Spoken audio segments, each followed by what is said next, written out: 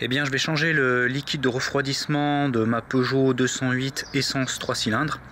Selon Peugeot, ce liquide de refroidissement est à changer tous les 6 ans ou à changer en fonction du pH.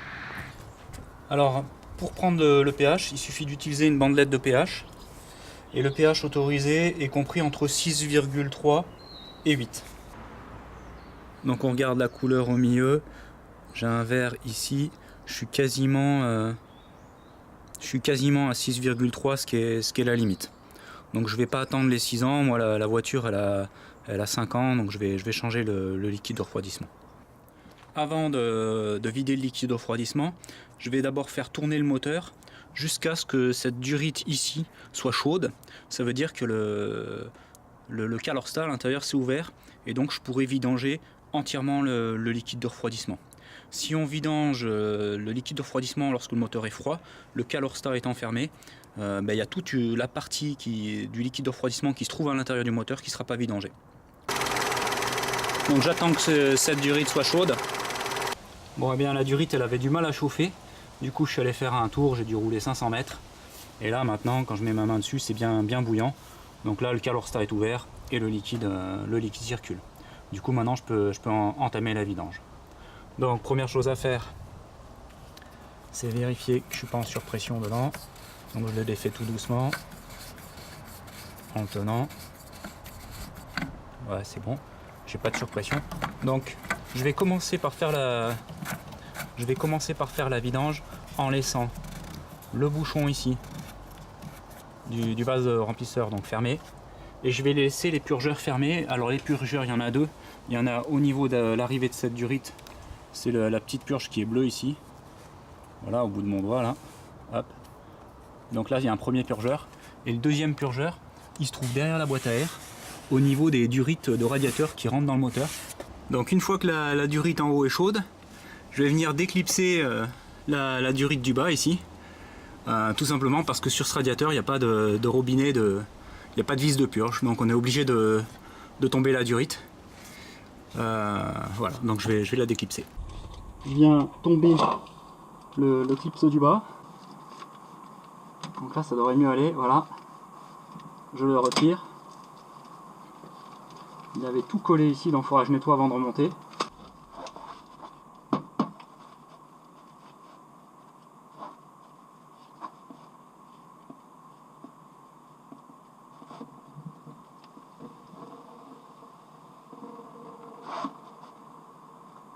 Voilà, je vais laisser dégueuler tout doucement.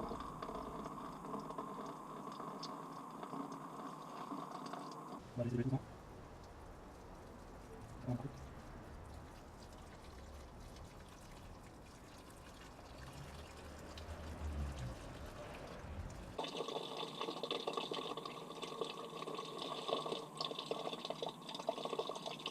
Voilà, ça permet le fait de ne pas avoir ouvert les purges en dessus et ni le bocal, ça permet que ça coule doucement. Sinon ça serait un vrai geyser ici, j'aurais tout inondé quoi.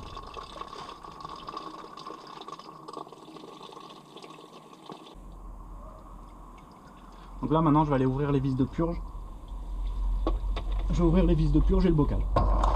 Comme c'est difficile d'avoir accès aux vis de purge, je vais tomber la boîte à air. Pour la tomber c'est relativement simple. Alors il suffit tout d'abord d'enlever ce petit tuyau. Pour le retirer ici, on appuie sur la petite bague jaune et on tire en arrière. Voilà. Ensuite, je viens dévisser la bague qui est ici. Puis je viens tomber la vis de 10.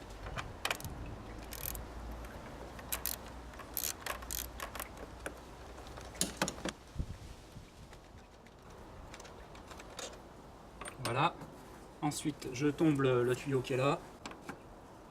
Voilà, donc je déclipse le tuyau qui est là. Ensuite, je fais pivoter comme ça la boîte à air. Et maintenant qu'elle est pivotée, parce qu'il y a un clip dessous qui la retient, je peux l'écarter vers l'extérieur et la sortir. Alors il y a une vis de purge ici, à côté du tuyau qui devait être chaud tout à l'heure. Et il y a une vis de purge au fond, au niveau du tuyau de radiateur, qui se trouve donc ici, au bout de mon doigt. Donc je viens ouvrir ces deux purges.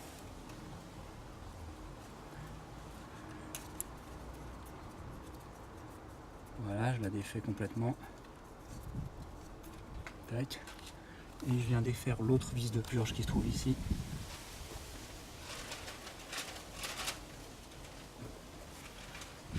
Voilà. Et là, on entend que ça coule à nouveau en dessous. Je vais venir souffler aussi au niveau du bocal. Comme ça va mettre en pression le circuit et ça va pouvoir chasser ce qui n'est pas sorti.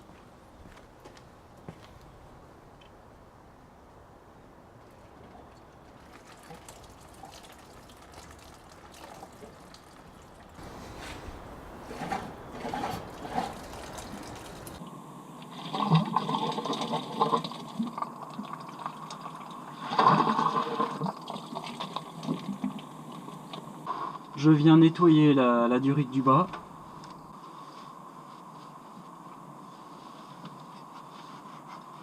Pour tout remonter proprement.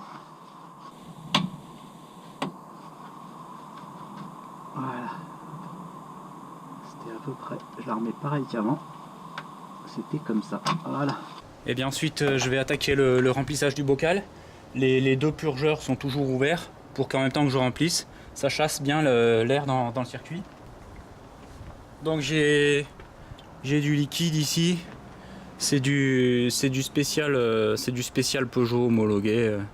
Voilà, donc il a la même couleur bleue. Comme ça je remets un liquide à l'identique. Au niveau des volumes, je les connais pas. J'avais acheté une revue technique, c'est même pas marqué dessus. Donc là j'ai regardé, j'en ai vidangé à peu près 3 litres. Donc je pense en remettre autant.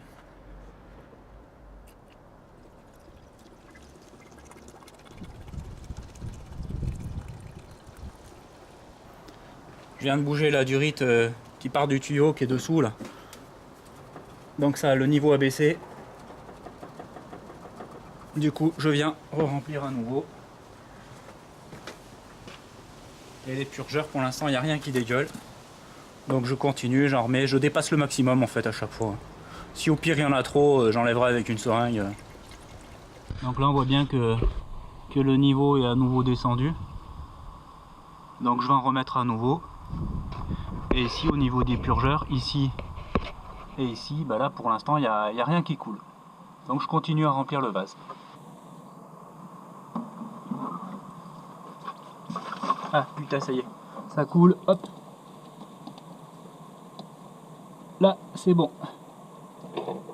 Ah putain, et ça coule devant aussi. Là, c'est bon. Là, les deux purgeurs, ça dégueulait bien. Donc a priori, le circuit est bien rempli. Donc on voit bien que ça a bien dégueulé ici. Et pareil ici, à ce niveau de ce purgeur, on voit que ça a coulé tout en dessous. Là, je vais bien essuyer pour que ça reste propre. Ensuite, je viens remonter la boîte à air. Alors, sur cette boîte à air, il faut faire attention. Il y a un petit clip ici en caoutchouc qui est là, qu'il faut vérifier qu'on ne le perde pas pour le remontage ici. Donc tout d'abord, on présente la boîte. Donc il faut d'abord enquiller ça et lever le cul ici pour ensuite venir clipser le petit clip qui se trouve à la verticale dessous. Donc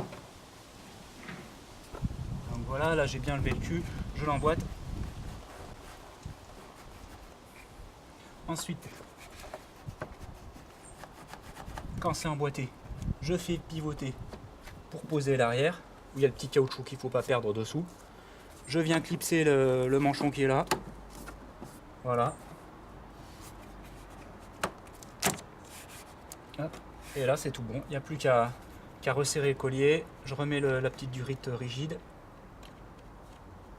Voilà, elle est bien clipsée. Et là je reviens serrer le collier et visser la vis de 10.